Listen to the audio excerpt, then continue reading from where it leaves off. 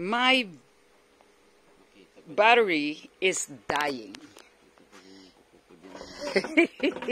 Wait lang, my battery is dying. So I have to charge it, but there's an event. All you know, for some of you, if you are observant, most of our videos are random, spontaneous. So today, my husband is making this one. So nagtutulong sana ako sa kanya. He doesn't want me to help him. Because daw I go, outside of the thing. Baka daw magmali-mali lang ang pagbalot ko. Grabe man. Bakit ganun na lang ang pagkaalam sa akin? But this one is, just so you know, it's made of coconut, the ubod. I'll show you where it is. So this is what we have. A while ago, I ate so much. Ito yan guys, oh. Kinain ko ito kanina. Ang dami. Subukan ko nga. Kain pa ako ulit. Pero wag na lang.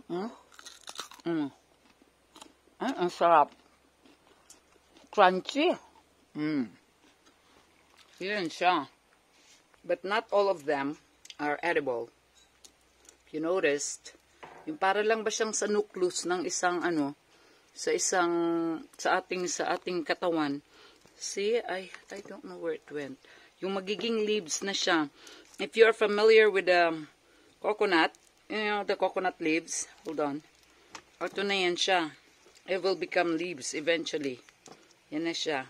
So this one is a little bit bitter to eat, but still bearable. See, this one, that will become the leaves of the coconut. And this will be the little trunk of the leaves. Yan. So, swerte ako ngayon dahil ayaw akong patulungin ng asawa ko. Buti na lang. Dahil wala rin akong plano saan magtulong. Nahiya lang ako sa kanya. So, he's gonna fry that. Okay? The finished product will be later sa another video ko. Because, guys, I don't know how to edit. I don't have the capacity to edit my video. I could have stopped it right now. And then, ituloy lang mamaya. Wala eh. Yun talaga. Pa! Huwag mong luwangan. Kasi papasok ang oil dyan. O, ngayon ako na ang boss.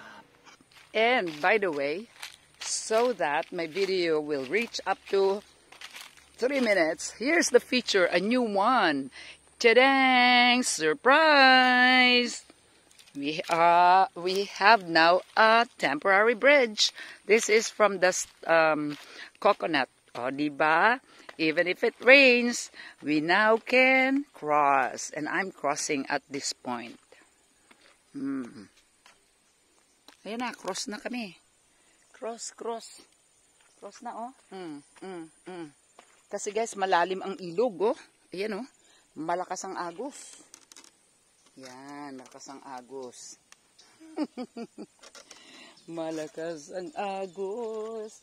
So now it's approaching summer. We will be okay. Alrighty. Goodbye, people.